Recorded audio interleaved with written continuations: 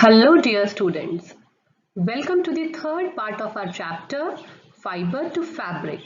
In the previous parts we have studied about fiber, fabric, yarn, and we have also studied about different types of fibers. We have studied about the different processes of obtaining fibers and also the plant fibers, cotton and jute in detail. So let's have a quick revision. Now what is spinning? Spinning is the twisting together of drawn out strands of fibers to form yarn. The fibers which are drawn out by the process of ginning are twisted to form yarn and it is called as spinning. Now from which part of plant jute fiber is obtained? Jute is obtained from the stem of jute plant. Now write few items that are made from coconut fiber. Ropes, basket, doormat, mattresses, etc. They are obtained from coconut fiber, which is called as coir. Coir is the coconut fiber which is obtained from the fruit of coconut.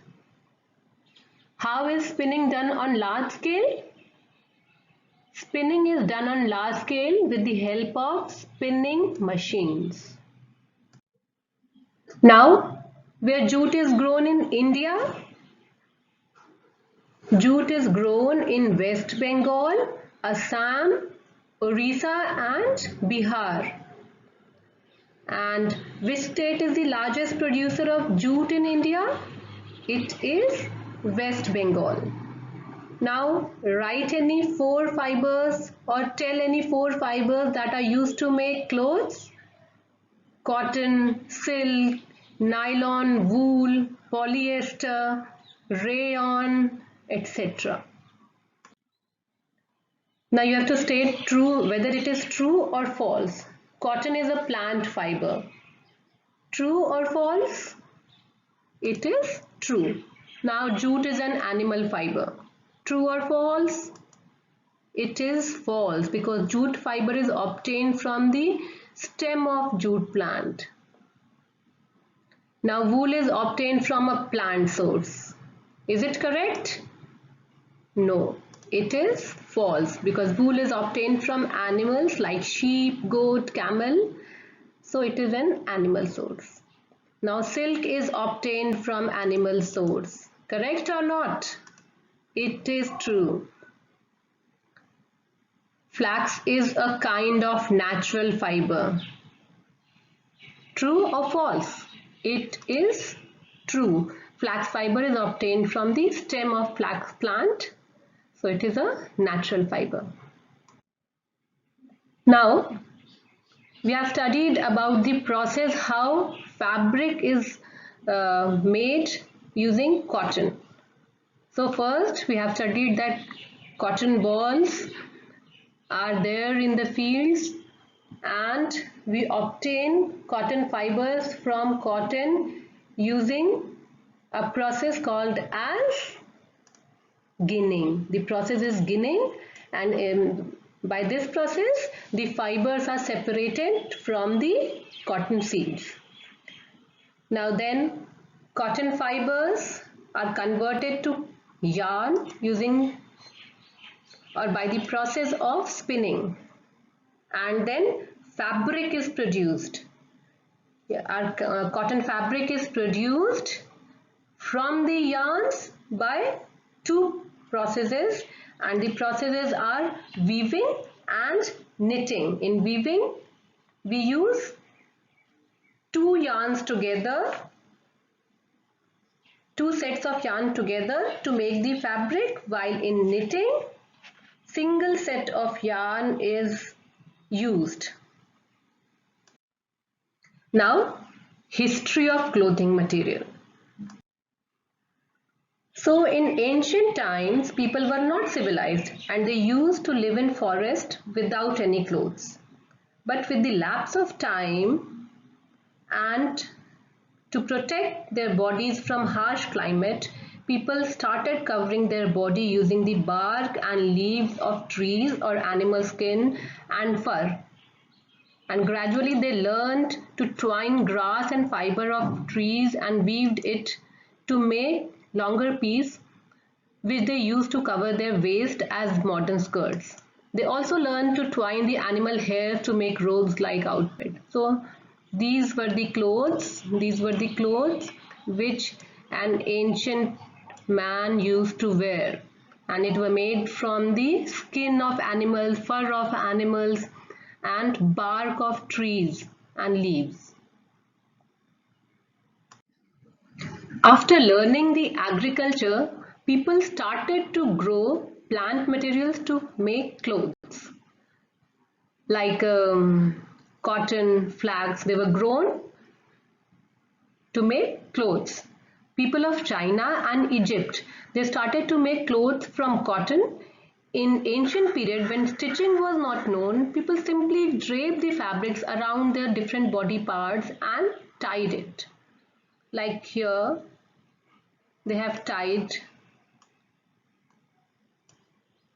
the pieces of clothes because stitching, they didn't know how to stitch. So they just tied the fabric around their body. Many different ways of draping fabrics were used, and even today our sari, dhoti, lungi or turban is used as an unstitched piece of fabric. Then a revolution came after the invention of stitching needle. It is an invention, a revolution in the history of clothing, because initially people just wore clothes to protect their body, but slowly after the invention of needle, it became the material of fashion along with protection from harsh climates. Now today doors and windows are also decorated with beautiful curtains. Different types of bed sheets, tablecloths, etc. are used to beautify homes. Clothes of different designs are used to cover and beautify our body. Fiber, fabrics and cloth production became one of the biggest industries today. So this was about the history of clothing material. Now, as we have studied the two types of fibers, natural fibers and synthetic fibers. So we have discussed a lot about natural fibers. So just a quick revision of natural and synthetic fibers, and we will differentiate also how natural fibers are different from the synthetic ones. So first, natural fibers are found in nature. They are obtained from either plants or animals or natural products, while synthetic fibers are man-made or they are simply prepared in lab, like nylon, polyester, acrylic, terylene. A number of synthetic fibers are available today. An example of natural fibers are wool, silk, cotton, flax, coir, etc. Now, these natural fibers are very good absorbent. So, they are able to absorb heat, temperature, cold, sweat, etc. depending on the conditions and nature of fiber. Like, that is why it is suggested to wear cotton clothes in summer and woolen clothes in winter, because woolen clothes are good insulators of heat and they retain the heat, they retain your body heat and they keep you warm, while because cotton is porous, so it absorbs the sweat quickly. But why these synthetic fibers, they do not have such pores as they are made of chemicals, so do not act as good absorbents. The spelling of absorbent is wrong, I'm so sorry. Now, their length, natural fiber, in case of natural fibers, the length is naturally obtained and it is not possible to change the fiber structure because they are nature made. But because synthetic fibers are man-made, their length can be controlled. and the fibers can easily be changed to different structures according to our need or requirement. So this was about the synthetic fibers and natural fibers. Now let us summarize the chapter. These fabrics are made up of fiber. These fibers can be natural or man-made. The man-made fibers are known as synthetic fibers because they are synthesized in laboratory. Synthesized meaning is prepared in laboratory, or they are also called as artificial fibers. Cotton, silk, wool, jute, etc. are the examples of natural fibers, while nylon, terracotta, acrylic, polyester, etc. are the examples of synthetic fibers. Natural fibers are of two types, plant fibers and animal fibers. Fibers which we get from plant sources are called plant fibers, while fibers which we get from animals are called as animal fibers.